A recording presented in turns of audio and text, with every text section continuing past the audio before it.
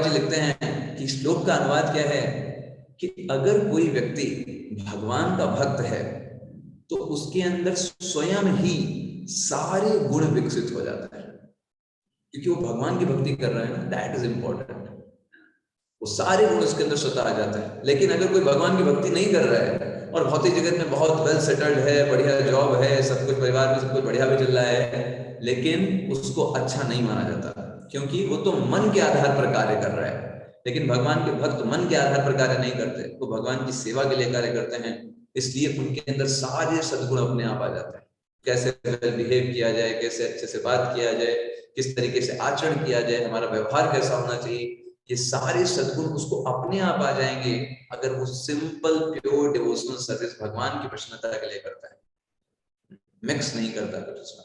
ये चीज प्रभुपाद जी बताते हैं। तो अर्जुन के अंदर ये करुणा भाव, ये दिव्य गुण है। दूसरे को कष्ट में देख करके आंसू आ जाना, ये सबके नहीं होता है, ये दिव्य गुण है। तो ये अर्जुन के अंदर उपस्थित हुए। प्रभुपाद जी तात्पर्य में बोलते हैं ये दया का अनुभव। अब अगले श्लोक में पढ़ते हैं 29वां श्लोक। वेपथुश्च शरीरे मे रोमहर्षश्च जायते गांडीवं संसते हस्तात् त्वक्चैव परिदह्यते। वेपथुश्च, वेपथुश्च का मतलब होता है शरीर कांप रहा है। सीदंती का भी मतलब वही है पिछले श्लोक में। यहाँ भी उनका शरीर बोल रहे हैं वेपथुश्च शरीर, मेरा शरीर कांप रहा है। रोमहर्षश्च जायते, और रोम जो है, रोए जो है वो खड़े हो गए। हमें भी ऐसे कोई डर होता है, यहाँ पे रोए खड़े हो गए। गांडीवम संस्कृति, गांडीव धनुष जिसके बल पर इतना सब कुछ युद्ध के लिए तैयार थे, वो गांडीव धनुष सरक रहा है उनके। हाँ, त्वाक चैव परिदह्यते, और त्वचा जल रही है, जलन हो रही है त्वचा में।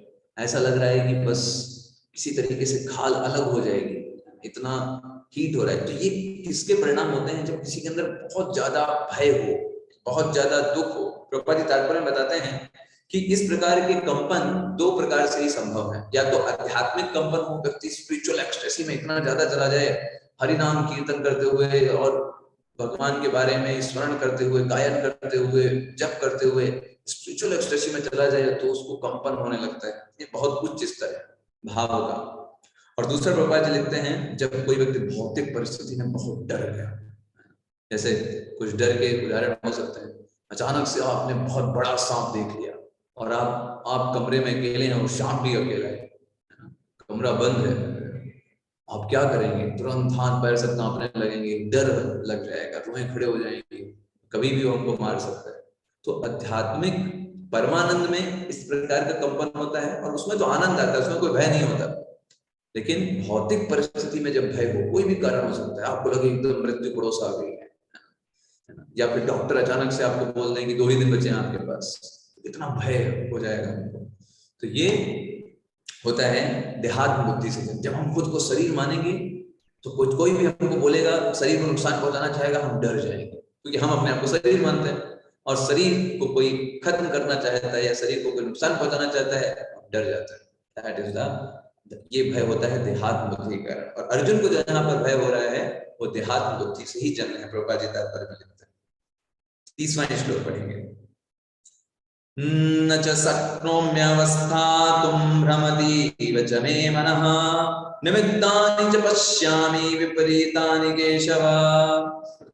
अर्जुन देखिए क्या बोल रहे हैं, भगवान कृष्ण को बोल रहे हैं कि देखो मेरा तो, मैं खड़ा नहीं हो पा रहा, मेरा समर्थ नहीं रहेगी खड़ी होने की। जो अर्जुन बोल रहे थे कि चलो देखें क्या है, कौन लोग युद्ध करने हैं, वही अर्जुन बोल रहे हैं मुझे खड़ा नहीं हुआ जा रहा है, तो लड़ाई क्या करेंगे? जो व्यक्ति खड़ा नहीं हो पा रहा है रथ के ऊपर, वो लड़ाई कैसे करेगा? ये स्थिति होगी अर्जुन की। और बोल रहे हैं कि मेरा सर चकरा रहा है, कुछ दिख नहीं रहा है, क्या हो क्या रहा है। और उल्टा वो बोल रहे हैं कि केशव, भगवान के लिए शब्द क्या यूज कर रहे हैं? केशव। जैसे वो ऐसा बता रहे हो कि भगवान देखो आप तो केशव हो, आपने तो केसी राक्षस को मारा, आपके परिवार के तो किसी को मारा नहीं, है ना? और आप मुझसे मेरे परिवार के लोगों को हत्या कराना चाहते हो, ये अच्छी बात नहीं। विपरीतानि केशव, आप विपरीत कार्य क्यों करा रहे हो? आप मुझसे ये क्यों बोल रहे हो कि तुम इन लोगों को मारो? आप तो केशी राक्षस को मारते हो, अपने परिवार के लोगों को तो नहीं मारा। हालांकि ऐसा नहीं है, भगवान ने तो मारा, कंस तो उनके मामा ही थे, उनको मारा, भौमासुर को मारा, है ना? तो ये सब उनके परिवार के ही थे। लेकिन अर्जुन जो है अभी इस तरीके से बोल रहा है, वो इस स्थिति में क्या होता है, देखिए अर्जुन भले ही भगवान श्री कृष्ण के पास है, लेकिन उसका मेंटल वो प्रिपेयर नहीं है भगवान को फॉलो करने में। हमारी भी स्थिति ऐसी हो सकती है। हो सकता है हम एसोसिएशन में हम भक्तों के साथ हों, है ना, हम भगवत गीता पढ़ रहे हों, सुन रहे हों, लेकिन हमने मेंटली प्रिपेयर नहीं किया है अपने आप को कि हम फॉलो करेंगे, अपनी गाथा अपने ही कॉन्सेप्ट में लेकर के चल रहे हैं। अर्जुन का यही स्थिति है। अर्जुन क्यों परेशान है? क्योंकि कृष्ण को नहीं सुन रहा है, अपनी गाथा बता रहा है, मेरे एक केस, मेरा एक केस।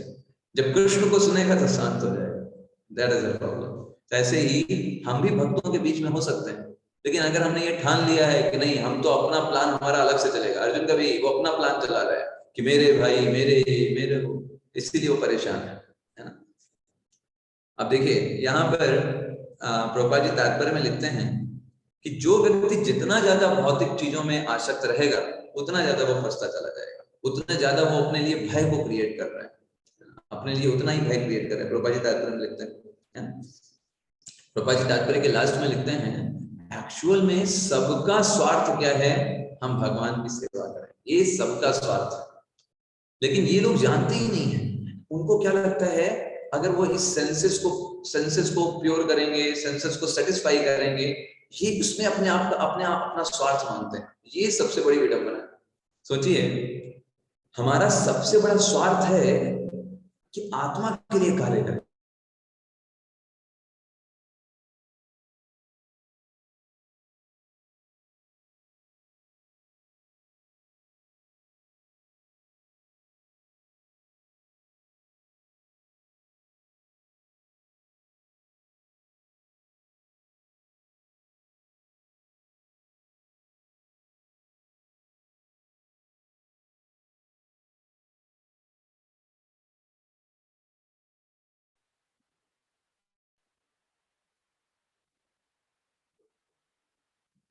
आवाज नहीं आ रही प्रभु जी।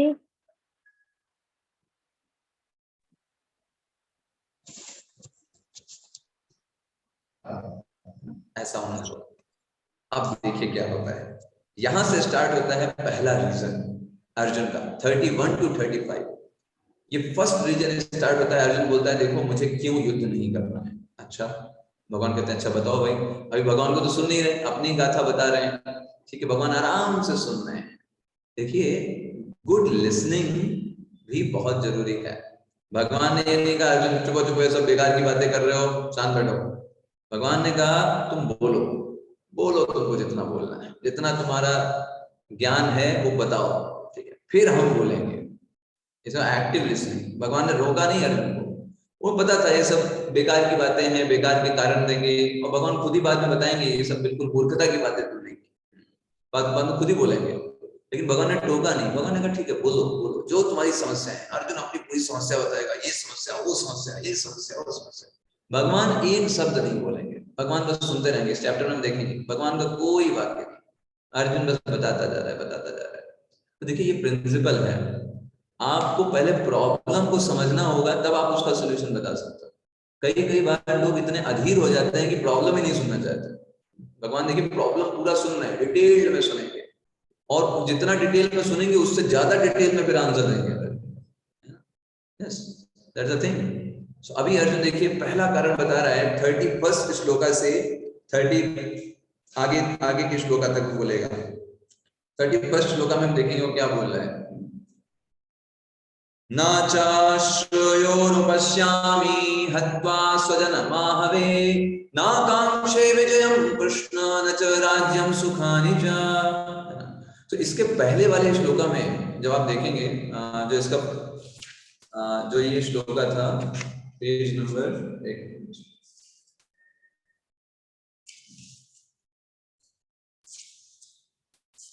31, ये सेकंड। तो अर्जुन क्या बोल रहा है कि भगवान न च श्रेयोनुपश्यामि हत्वा स्वजनम माहवे, मुझे अपने स्वजनों का वध करने में कोई अच्छाई दिखाई नहीं देती। कोई भी अच्छाई मुझे दिखाई नहीं दे रही कि भाई क्यों मैं मारूं अपने स्वजनों को। व्हाट इज रीजन, क्यों मैं मारूं अपने स्वजनों को। मुझे कोई अच्छाई नहीं दिखाई दे रही है। और वो क्या बोलता है, मुझे ना तो कोई विजय की इच्छा है, ना कोई सुख की इच्छा है, ना किसी राज्य की इच्छा है। तो इसको बोलते हैं एंजॉयमेंट मेंटालिटी। हमको यहाँ पे एक चीज समझना है कि हम जो कुछ भी कार्य कर रहे हैं उसका उद्देश्य खुद प्रसन्नता नहीं है। जब खुद की प्रसन्नता उद्देश्य रहती है तब आप अर्जुन जैसे फ्रस्ट्रेट हो गए। अर्जुन यहाँ पे क्या बोल रहे हैं कि मुझे सुख की इच्छा है, मैं विजय प्राप्त करना चाहता हूँ। यहाँ पर बात अर्जुन की नहीं है, यहाँ पर बात है धर्म की। भगवान क्या चाहते हैं वो इंपॉर्टेंट होना चाहिए, है ना। तो यहाँ पे प्रभुपाद जी देखे तात्पर्य में इसी चीज को लिखते हैं, सबसे पहली चीज कि मनुष्य का स्वार्थ किसमें है, कृष्ण। जितना हम भगवान कृष्ण के लिए प्रयास करेंगे, उनकी प्रसन्नता के लिए कार्य करेंगे, हम खुश रहेंगे। अर्जुन क्यों परेशान है, क्योंकि वो अपना स्वार्थ देख रहा है। वो देख रहा है कि मैं सुखी नहीं हूंगा, मैं आनंद नहीं कर पाऊंगा। जब इस तरीके का कोई व्यक्ति देखता है तब वो परेशान होगा। यहाँ पर अर्जुन इसीलिए परेशान हो रहा है। अर्जुन ने ये अपने मन में सोचा, और प्रभुपाद जी तात्पर्य में भी लिखते हैं कि जैसे मान लीजिए आपको भूख नहीं है तो खाना क्यों बनाए, खाना क्यों बनाए, हमें तो भूख है नहीं। तो जब कोई व्यक्ति का गोल ही गड़बड़ है, जैसे किसी व्यक्ति को इंजीनियर बनना ही नहीं है तो वो क्यों बीटेक करेगा भाई। किसी व्यक्ति को डॉक्टर बनना ही नहीं है तो क्यों एमबीबीएस करे। तो अर्जुन कह रहे हैं मेरी इच्छा ही नहीं है मुझे राज्य भोग करने की, मुझे विजय प्राप्त करने की इच्छा ही नहीं है। तो मेरे अंदर एंजॉयमेंट नहीं है तो मैं क्यों, मैं जो मुझे भोग नहीं कर पाऊंगा तो मैं क्यों करूं, क्यों युद्ध करूं। अर्जुन अगले श्लोक बोलते हैं, किम नो राज्येन गोविंदम किम भोगैर्जीवितेन वा येषामर्थे कांक्षितं नो राज्यं भोगा सुखानि च। अरे गोविंद, गोविंद का भगवान का नाम है जो इंद्रियों को आनंद देते हैं, उनको बोलते हैं गोविंद। वो बोलते हैं कि मुझे कोई भी राज्य को भोग करने की कोई इच्छा ही नहीं, मेरे हृदय में कोई कामना ही नहीं है कि मैं राज्य को भोग करूं। तो मैं क्यों इस भयानक युद्ध में अपने आप को लगाऊं। जैसे एक उदाहरण दिया जाता है, जिससे आपने आपको कुछ ये उदाहरण दिए, भूख ना लगने पर क्यों खाना बनाया जाए, है ना। या फिर रिजल्ट आपको पास नहीं होना है तो पढ़ाई क्यों की जाए। एक व्यक्ति का उद्देश्य होता है ना, इसलिए हम कर रहे हैं। तो उसने बोला अर्जुन ने कि मेरा उद्देश्य ये सुख मुझे चाहिए राज्य वाला, ऐसे सुख से मैं क्या करूंगा जिस सुख में के कारण मुझे इन सारे लोगों को मारना पड़े। ताहिमेव स्थिता युद्धे प्राणं त्यक्त्वा धनानि च।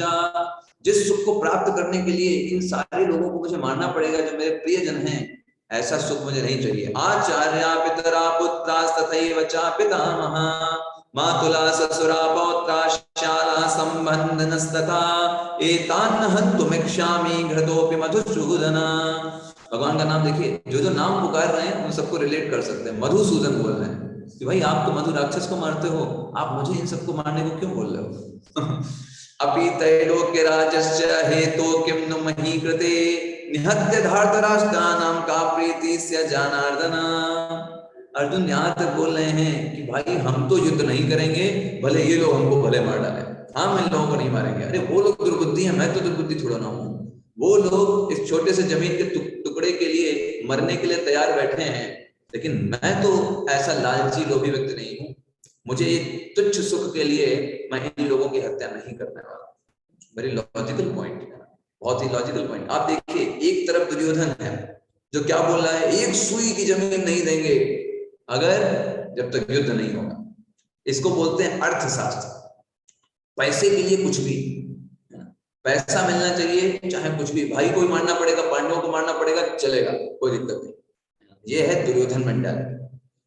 फिर इसके ऊपर अर्जुन मेंटालिटी जो धर्म की मेंटालिटी। वो देख रहे हैं एक छोटे से भूमि के लिए क्यों युद्ध करें, क्यों इतने सारे लोगों की हत्या करें, इतने प्रियजन हैं, नहीं हत्या करेंगे। इसको बोलते हैं धर्मशास्त्र।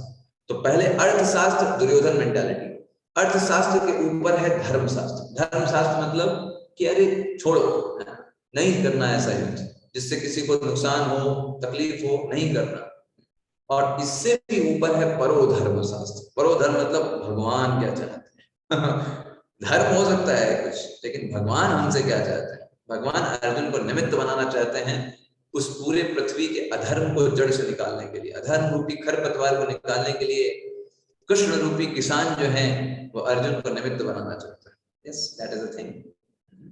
अब यहां पर अर्जुन ने क्या बताया कि मुझे सुख नहीं मिलेगा, ये दूसरा रीजन है। पहला रीजन अर्जुन ने क्या बताया कि मैं क्यों युद्ध नहीं करूंगा, दया भावना के कारण, कृपा के कारण, उसके हाथ कांप रहे हैं, ये पहला रीजन हो गया। पहले रीजन हमने डिस्कस किया जो आज के सत्र में 28 से लेकर के आप देखेंगे 28, 29, 30, ये पहला रीजन है। उसका शरीर कांप रहा है, ये सब क्यों हो रहा है, क्योंकि कृपया, उसके हृदय में दया भावना आ रही है, क्यों मैं मारूं इन जीवात्माओं, इन शरीरों को। तो ये कृपया मतलब कृपा भावना, दया भावना, ये पहला रीजन दिया।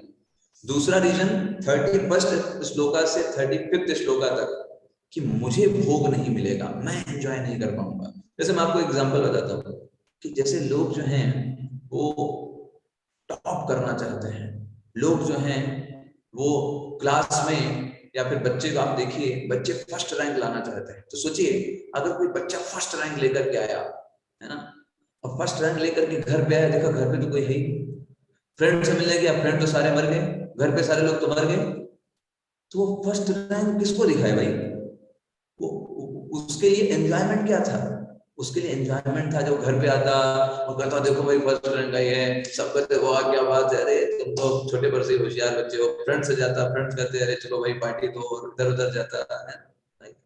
तो ये एक भौतिक विचारधारा है एंजॉयमेंट की। एंजॉयमेंट कहाँ से आ रहा है उनको? एंजॉयमेंट आ रहा है अपने आप को शो ऑफ करने से। शो ऑफ करने से एंजॉयमेंट आता है। ऐसे देखते हैं लोग बहुत श्रृंगार करते हैं, ब्यूटी पार्लर जाते हैं, अनेक प्रकार की क्रीम, पाउडर, तेल, साबुन, है ना, सब लगाते हैं।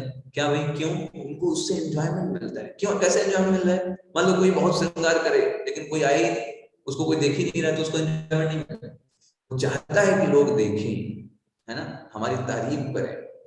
तो ये एंजॉयमेंट मेंटालिटी यहाँ पर अर्जुन यही बोल रहा है कि भाई हम तो युद्ध जीत लिए, हम तो राजा बन जाएंगे, लेकिन वो जॉय किसके साथ शेयर करेंगे? क्योंकि सारे लोग तो मर गए, भीष्म पितामह को मार डाला, द्रोणाचार्य को मार डाला, कृपाचार्य को मार डाला, सारे 100 कौरव भाई को मार डाला।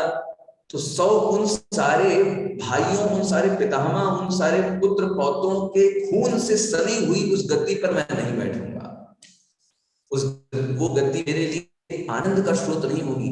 वो जब वो भी गद्दी में देखूंगा, राज सिंहासन देखूंगा, तो मुझे याद आएगा कि इसके लिए मैंने अपने सारे परिवार को मार डाला। तो कैसे मुझे आनंद मिलेगा? और जब आनंद नहीं मिलेगा तो मैं क्यों करूं? भाई हम लोग इस जगत में जो कुछ भी काम करते हैं, उद्देश्य तो आनंद प्राप्त करना होता है, खुश रहना होता है ना? कोई भी व्यक्ति दुखी होने के लिए काम नहीं करता, चाहे कुछ भी कर रहा हो। अर्जुन का यही भगवान से कि मैं करूं क्यों? सुख नहीं मिल रहा है, जब मुझे बाद में दुख मिलेगा तो मैं क्यों युद्ध करूं? That is a second reason which Arjun is giving, है ना? अब चलते हैं आगे। 35 श्लोक तक अर्जुन ने यही बताया। अब तीसरा रीजन जो अर्जुन देता है, अर्जुन बोलता है जब मैं इन लोगों को मारूंगा तो मुझे पाप लगेगा। पापम एवाश्रयेदस्मान् त्वैता आततायेन तस्मान् अर्हा वयं हन्तुर्धार्तराष्ट्रान् सबान्धवान् स्वजनं हि कथं हत्वा सुखिना श्याम माधव। अर्जुन बोला है भगवान, ये सब आतताई लोगों को जब मैं मारूंगा तो मुझे पाप लगेगा। तो ये मेंटालिटी बोल रहा है अर्जुन। देखिए जैसे जैसे पहले पिछले एक श्लोक का एक पॉइंट आपको डिस्कस कर लेते हैं। जो लोग बोलते हैं कि नहीं हम खुद की प्रसन्नता के लिए कार्य करेंगे, देखिए अगर आप खुद की प्रसन्नता के लिए काम करेंगे ना, कभी भी आप प्रसन्न अच्छे से नहीं हो पाएंगे, और जो प्रसन्नता भी होगी बहुत क्षणिक होगी। असली मेंटालिटी क्या होनी चाहिए? जैसे एक विद्यालय आपने देखा है, तो विद्यालय में जो बहुत सारे बच्चे होते हैं वो प्रधानाचार्य के बनाए गए नियमों को स्वीकार करते हैं, मानते हैं, और इसके बदले में जो प्रधानाचार्य होते हैं वो उनके लिए पढ़ाई लिखाई की व्यवस्था कराते हैं, वो उनकी जिम्मेदारी है। बच्चों का कार्य क्या है? प्रधानाचार्य के बनाए गए नियमों को मानना, और प्रधानाचार्य का क्या काम है कि उनको मेंटेन करना। ठीक ऐसे ही भगवान भी हैं और हम सब बहुत सारे जीव हैं, बहुत सारे जीव, असंख्य जीव हैं। तो हमारा कार्य क्या है? हमारा कार्य है भगवान के द्वारा बनाए गए धर्मों को, बनाए गए नियमों को एज इट इज अपने जीवन में उतारना और उसके लिए प्रयास करना। बाकी सुख की जो बात है वो भगवान अपने आप व्यवस्था करेंगे। अगर हम भगवान के शरणागत हैं, भगवान की प्रसन्नता के लिए कार्य कर रहे हैं, हमारे जीवन में अपने सुख के लिए हमको परेशान होने की जरूरत नहीं, वो तो भगवान देंगे। Yes, the thing is that, है ना। जैसे बच्चों को टेंशन लेने की जरूरत नहीं, अरे मेरी पढ़ाई लिखाई की व्यवस्था नहीं हो रही, अरे भाई तुमको टेंशन लेने की जरूरत नहीं है।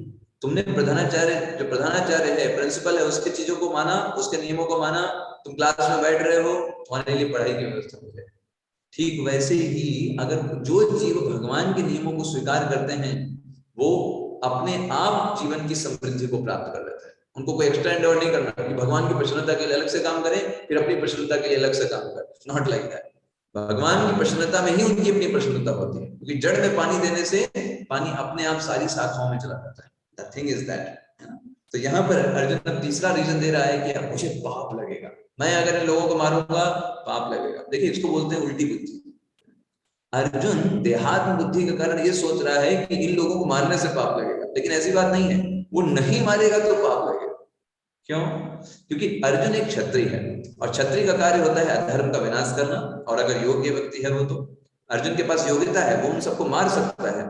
और अर्जुन स्वयं बोल रहा है कि वो आतताई लोग हैं। आतताई का मतलब जानते हैं क्या होता है? प्रभुपाद जी तात्पर्य में लिखते हैं कि 6 प्रकार के आतताई होते हैं, और आतताइयों को मारने में कोई भी पाप नहीं लगता। और कौरव इन 6 प्रकार के कार्यों को कर चुका था।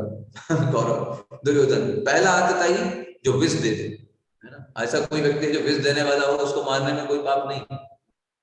तो अर्जुन यहाँ जानते हैं दुर्योधन ने भीम को क्या दिया था? विष दिया था, ये कर चुका। दूसरा, घर में अग्नि लगाने वाला, तो भाई वो भी हो गया, लाक्षागृह में सारे पांडवों को लगा दिया, दूसरे आतताई। ओके। तीसरा, घातक हथियार से आक्रमण करने वाला। घातक हथियार क्या? पूरा सब लेकर के खड़े हैं सामने सारे कौरव, है ना। घातक क्या? सारे हथियार लेकर के खड़े हैं, है ना। चौथा, धन लूटने वाला। देखो पूरा पांडवों के तो पूरा साम्राज्य था, लूट लिया उनसे धोखा करके, 12 वर्ष वनवास करके बाद भी अभी देने को तैयार नहीं, है ना। धन लूटने वाला। पांचवा, दूसरे की भूमि हड़पने वाला। सेम, भूमि का पूरा राज्य उन्हीं का है, नहीं हड़प लिया। और सबसे लास्ट, पराई स्त्री का अपहरण करने वाला। तो हम जानते हैं द्रौपदी का किस तरीके से पूरे समाज के सामने जो है उसको बेइज्जत किया गया। तो ये 6 कार्य जो हैं वो कौरव कर चुके थे, और ऐसे कौरवों के प्रति वो दया भावना दिखा रहे हैं कि भाई हमको इनको मारेंगे तो पाप लगेगा। Is it good? नो, है ना। इनमें से शास्त्र बताते हैं, मनु संहिता बताती है, इनमें से कोई एक भी काम किया हो तो उसको मारने में कोई पाप नहीं लगता, मारने से उल्टा पुण्य लगता है। क्यों? उसके पीछे क्या कारण है? क्योंकि वो व्यक्ति जो है, जैसे एक थाली में आपने खाना खाया और खाने खाने के बाद उसको धोया नहीं, उसको ऐसे ही रख दिया, तो आप जब थोड़े समय के बाद उस थाली को धोने आओगे तो बड़ी मेहनत करनी पड़ेगी। क्यों? क्योंकि वो सूख गया है ना। ठीक ऐसे ही जब कोई पाप कर्म करता है, अगर उसको तुरंत दंड मिल जाए तो फिर वो बहुत जल्दी क्लियर हो जाता है, लेकिन अगर उसको दंड देने में देरी की गई तो फिर वो पाप कर्म जो है वो प्रभाव ज्यादा बड़ा प्रभाव डालता है ना। तो एक तरीके से जो जज होते हैं, जिनको मृत्युदंड देने का अधिकार होता है, राजा होते हैं, उनकी जिम्मेदारी होती है जो अधर्मी लोग हैं उनको दंड अवश्य दिया जाए, ताकि उनकी जो पाप प्रवृत्ति है वो कम हो जाए।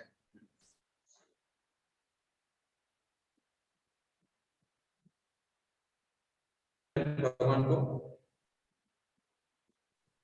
देखिए, किस नाम से पुकार रहे हैं? माधव। माधव, करेक्ट। तो माधव का मतलब हमने आपको बताया था, जो लक्ष्मी जी के पति हैं, और लक्ष्मी जी हैं वो सौभाग्य की देवी है। तो अर्जुन भगवान से बोल रहे हैं, भगवान आप तो सौभाग्य वाला काम आपको करना चाहिए, लेकिन आप ये क्यों इतना दुर्भाग्य वाला काम हमको बता रहे हैं, क्यों हत्या करने की बात कर रहे हैं हमसे? तो प्रभुपाद जी तात्पर्य में बताते हैं कि देखो अर्जुन जो है वो एक सज्जनता की बात कर रहा है, तो ये सज्जन व्यक्ति को प्रस्तुत कर रहा है, लेकिन एक क्षत्रिय व्यक्ति को सज्जन होना चाहिए, कायर नहीं होना चाहिए, है ना। कायरता कहीं पर भी उदाहरण नहीं। कई कई बार लोग बोलते हैं कि अहिंसा परमो धर्मा, तो उसको पूरा पढ़ना चाहिए। अहिंसा परमो धर्म आधा है, पूरा क्या है कि अहिंसा परम धर्म है, लेकिन जरूरत पड़ने पर हिंसा आवश्यक है ना। प्रभुपाद जी के पास एक बुद्धिस्ट एक बार एक व्यक्ति आया, वो बोल रहा था, कह रहा था भाई हाँ हमको अहिंसा करने से बचना चाहिए, आपके गीता में तो भगवान ने अर्जुन को हिंसा करवाई। तो प्रभुपाद जी ने कहा ये कहाँ शास्त्रों में लिखा है कि हमको अहिंसा करनी चाहिए? नहीं, बिल्कुल नहीं, जहां पर आवश्यकता है हिंसा आवश्यक है। तो वो मान नहीं रहा था। प्रभुपाद जी ने कहा अच्छा आप एक बात बताइए, आपके साथ जो बहुत सारे लेडीज हैं, अगर उनको कोई व्यक्ति परेशान करे, आप रास्ते में जा रहे हो और कोई व्यक्ति आए उनको परेशान करे, तो आप क्या करोगे? तो बुद्धिस्ट सोचने लगा, तो उसने कहा हम कुछ नहीं करेंगे। तो बाकी जो लेडीज थी उनके साथ उन्होंने बोला अरे आप कुछ नहीं करोगे, कोई अगर हमको परेशान करेगा तो वो अपने आप में ही फंस गया। तो प्रभुपाद जी ने कहा देखो ये होता है, एक्चुअल में जहां पर हिंसा आवश्यक है वहां पर वो करना ही चाहिए। अगर अर्जुन यहाँ पे बोल रहे हैं, मान लीजिए कोई जज बोले नहीं नहीं अहिंसा, अहिंसा परमो धर्म, हम मृत्युदंड की सजा क्यों दें, हम किसी को फांसी की सजा क्यों सुनाएं, वो तो बेचारे को कष्ट होगा। नहीं, वो आपकी ड्यूटी है, अगर उसने गलत कार्य किया है तो उसको आपको दंड देना चाहिए। ऐसे ही अगर कोई गलत कार्य करता है तो आपको अधिकृत व्यक्ति के माध्यम से उसको दंड दिलाना चाहिए। आप योग्य व्यक्ति नहीं हो सकते उसको दंड देने के लिए, है ना, लेकिन आपको जो अधिकृत व्यक्ति है जैसे पुलिस हो गई उसके माध्यम से दंड दिलाना चाहिए, ये आपकी ड्यूटी है। अगर नहीं दिलाते हैं तो वो गलत है। यहाँ पर अर्जुन जो ये बोल रहा है कि हमको पाप लगेगा, एक्चुअल में पाप तब लगेगा जब वो युद्ध नहीं करेगा, तब उसको पाप लगेगा, क्योंकि उसका क्षत्रिय है और क्षत्रिय को अधर्म के विनाश के लिए प्रयास करना ही चाहिए। यस।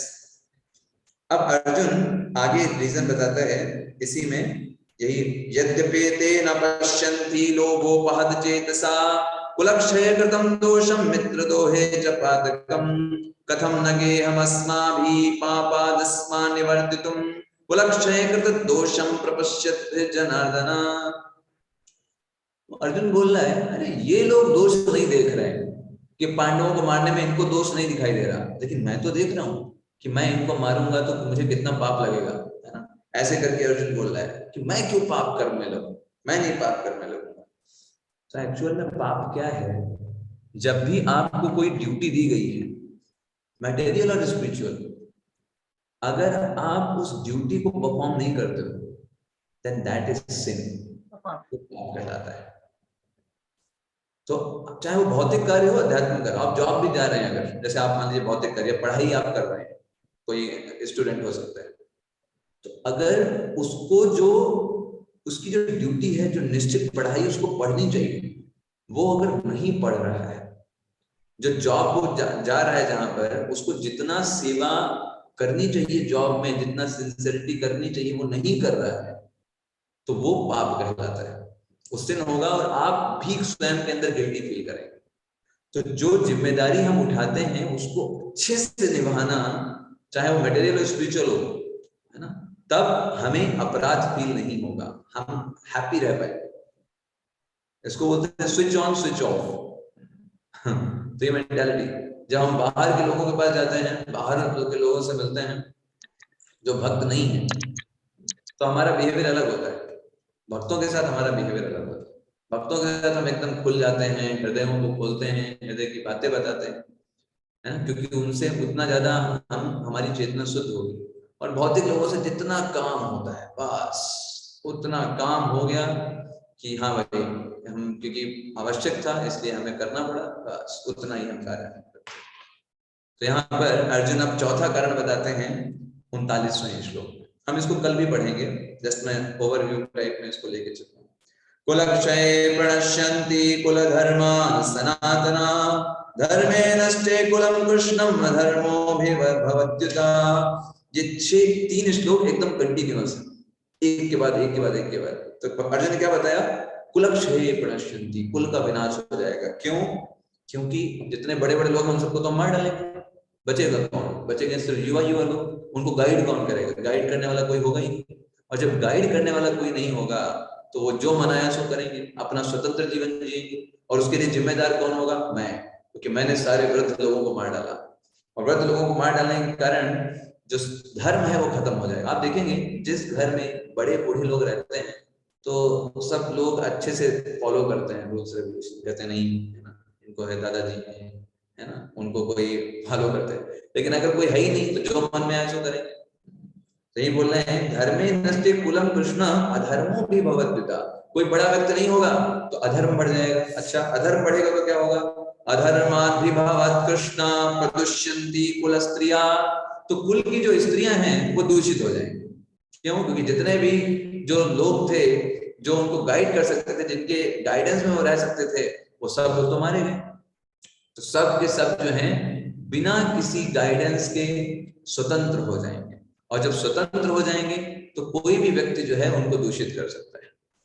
प्रदुष्यन्ति कुल स्त्रिया स्त्रीसु दुष्टासु वार्ष्णेय जायते वर्ण संकरा। और ऐसी स्त्री जो कि दूषित हो गई है, ऐसी स्त्रियों से जो संतानें उत्पन्न होंगी वो वर्ण संकर संतानें उत्पन्न होंगी। वर्ण संकर संतानें जो होती हैं वो समाज में एक तरीके से पूरी तबाही ले आती है। ऐसे मेंटालिटी वो किस तरीके के वो समाज के लिए बहुत बड़े असुर के रूप में जन्म लेंगे, ऐसे स्त्रियों से जन्म लेने वाले बच्चे। अर्जुन जो है वो सारी चीजें शास्त्र से ही बोल रहा है, ये सब शास्त्र ही बताते हैं। और फिर क्या होगा? संकरो नरकायैव कुलग्नाना कुलस्य च। जब ऐसी संतानें उत्पन्न होंगी तो वो कुछ मानेंगे ही नहीं, नास्तिक मेंटालिटी, छोटे पर से कुछ नहीं, भगवान जैसे हिरण्यकशिपु, हिरण्याक्ष, ये सब इस तरीके की संतानें उत्पन्न होंगी। वो कोई भी वो सब नरक जाने वाली संतानें होंगी, और कभी भी अपने पूर्वजों के लिए, पितरों के लिए कोई पिंडोदक क्रिया नहीं होगी। संकरो नरकायैव कुलग्नाना कुलस्य च पतन्ति पितरो ह्यर्षाम दुःख पिंडोदक क्रिया। और पितर जो है वो गिर जाएंगे और सारी जो पिंडोदक क्रिया है वो सब बंद हो जाएगी, है ना। तो इस तरीके से अर्जुन बोलते हैं दोषैरते कुलग्नाना वर्ण संकर कारकै उत्सादन्ते जाति धर्मा कुल धर्माश्च शाश्वता। इस प्रकार से पूरी कुल की परंपरा नष्ट हो जाएगी अवांछित संतानों को जन्म देने के कारण, और इस प्रकार सारी योजनाएं, सारी पारिवारिक कल्याण, सामुदायिक कल्याण वो सब खराब कर डालेंगे ऐसी संतानें। उत्सन्न कुल धर्माणाम मनुष्याणाम जनार्दन नरके नियतम वासो भवतीत्यन सुषमा। और भगवान को बोल रहे अर्जुन, भगवान अर्जुन ये बोल रहे हैं देखो मैंने ऐसे नहीं सुना है, गुरु परंपरा से बातें सुनी है। अर्जुन बता रहा है कि ऐसा नहीं कि मैं हवा में बातें कर रहा हूँ, गुरु परंपरा के ही माध्यम से सुना है। क्या? कि जो लोग कुल धर्म का विनाश करते हैं ऐसे लोग नरक में वास करते हैं। तो अर्जुन ने 4 कारण यहाँ पर जो है अभी तक बता दिए कि उसे युद्ध क्यों नहीं करना है। और ये 4 कारण वास्तव में इंपॉर्टेंट हैं, क्योंकि इन्हीं 4 कारणों का आंसर देते देते भगवान जो है वो सारी चीजें, सारे आंसर भगवान जो है वो उनको देंगे। तो अर्जुन के एक बार हम रिवीजन कर लेते हैं 4 कारण क्या है। पहला कारण है कि वो दया भावना है उसके अंदर, करुणा, क्यों इनको मारो, क्यों इनको कष्ट दो, दया भावना। दूसरा आनंद, वो कह रहा है कि मुझे सुख नहीं मिलेगा इन लोगों को मारने के कारण, राज्य मिल भी गया आनंद नहीं आएगा। क्यों? क्योंकि जिनके साथ आनंद करता था वही चले गए, तो क्या आनंद आएगा, बेकार है ना। तीसरा क्या बता रहा है कि मुझे पाप लगेगा अगर मैंने इनको मारा, भले ये लोग दोषी हैं लेकिन है तो मेरे ही प्रियजन, और मुझे उसका पाप लगेगा कि मैंने इन लोगों को मारा। और चौथा क्या बोल रहा है कि कुल का विनाश हो जाएगा, कुल धर्म खत्म हो जाएगा, बड़े बूढ़े जो है वो खत्म हो जाएंगे, तो कुल का क्षय हो जाएगा, सारी परंपराएं खत्म हो जाएंगी, है ना। तो ये चौथा। और 5वां कारण भी बताता है अर्जुन को, दूसरे अध्याय में बताता है कि वो ये निर्धारित नहीं कर पा रहा है कि क्या करना चाहिए क्या नहीं करना चाहिए। देखिए यहाँ पर हम आपको एक उदाहरण देंगे। 3 भाई थे, रावण, कुंभकर्ण और विभीषण। तो रावण ने नैतिक भूल क्या किया? रावण की नैतिक भूल क्या थी? उसने सीता का अपहरण किया, जो कि दूसरे की पत्नी थी, है ना। उसने सीता का अपहरण किया, ये रावण की नैतिक भूल थी। कुंभकर्ण ने क्या किया? जब रावण ने बताया हमने ऐसा ऐसा किया, कुंभकर्ण ने पहले तो डांटा, अरे वो जगत जननी है तुम उनका हरण कर लाए तो मूर्ख व्यक्ति हो। लेकिन आसक्ति बहुत ज्यादा है रावण से कि मेरा भाई है, गलत किया कोई बात नहीं, कि है तो अपना भाई। तो कुंभकर्ण की नैतिक भूल क्या थी?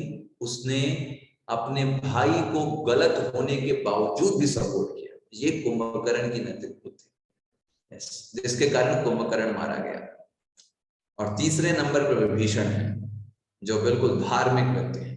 उन्होंने क्या, उन्होंने आइडियल क्या देखा कि अरे भाई तुम गलत कर रहे हो, और अगर गलत कर रहे हो तो चाहे भाई हो चाहे कोई भी क्यों ना हो, तुम्हारा साथ नहीं। That is the best thing. अब देखिए, जब तीनों लोग तपस्या कर रहे थे ब्रह्मा जी की, रावण ने क्या वरदान मांगा कि हम किसी से मरे मत, मनुष्य और बंदर को छोड़ करके।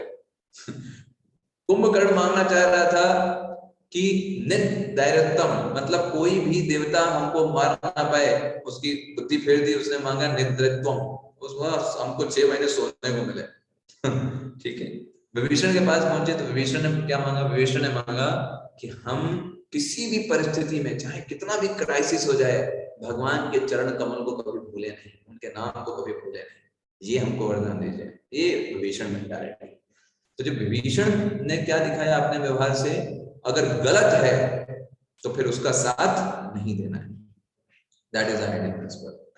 कर्ण की तरह नहीं बनना है। देखिए, कर्ण और दुर्योधन की बहुत बढ़िया दोस्ती थी, लेकिन दोस्ती का मतलब ये नहीं होता है कि वो गलत कर रहा है उसमें भी उसको सपोर्ट करे।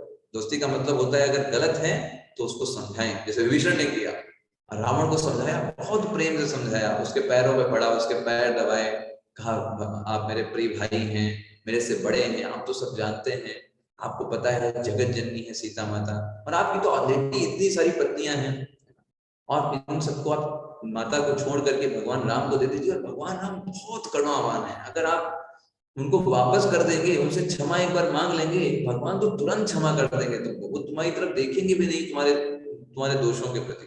भगवान राम इतने करुणावान है। जैसे ही उसने, विभीषण ने जैसे ये बात बोली कि सीता जी को वापस कर दीजिए, विभीषण के लात खींच के मारी रावण ने, और उनको इस तरीके से कहा यहाँ से चले जाइए। विभीषण ने कहा कि मुझे इसमें गलत कार्य में साथ नहीं देना है। तो इसको बोलते हैं सही प्रिंसिपल फॉलो करना, अर्थ फॉलो नहीं करना। आज के सत्र का मुख्य पार्ट क्या है कि यहाँ पर हमें सिद्धांत को पहले रखना चाहिए, अर्थ को बाद में रखना चाहिए, धर्म को पहले रखना चाहिए।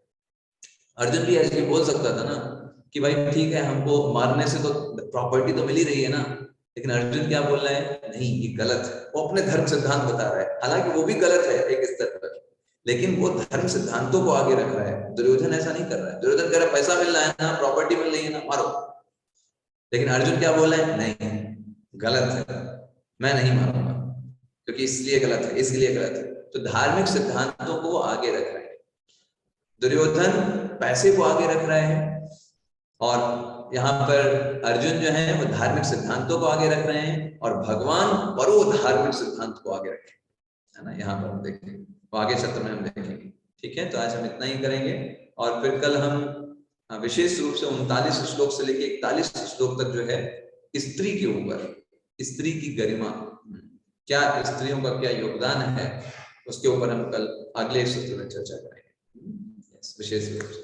ठीक है, सभी को हरे कृष्णा। और जब ये फर्स्ट चैप्टर, आपके जो भी डाउट्स हो रहे हैं उनको आप लिखते रहिए, जब फर्स्ट चैप्टर कंप्लीट हो जाएगा तो उसके बाद हम आपके डाउट्स के लिए क्लास लेंगे, एक क्लास लेंगे जिसमें फर्स्ट चैप्टर के जितने भी डाउट्स हैं आप उसमें पूछ सकते हैं। तो अभी हम डाउट्स नहीं ले सकते क्योंकि टाइम ज्यादा चला जाएगा, तो आप उनको लिखते रहिए, फिर हम पूरी सेपरेट क्लास फर्स्ट चैप्टर के ऊपर जो डाउट्स हैं उनके लिए स्पेशल करेंगे। ठीक है, ओके, हरे कृष्ण, सभी को दंडवत प्रणाम। हरे कृष्णा प्रभु जी, कृष्ण प्रभु जी, दंडवत प्रणाम। हरे कृष्णा प्रभु जी, हरे कृष्ण प्रभु जी, दंडवत प्रणाम। प्रभु जी, हरे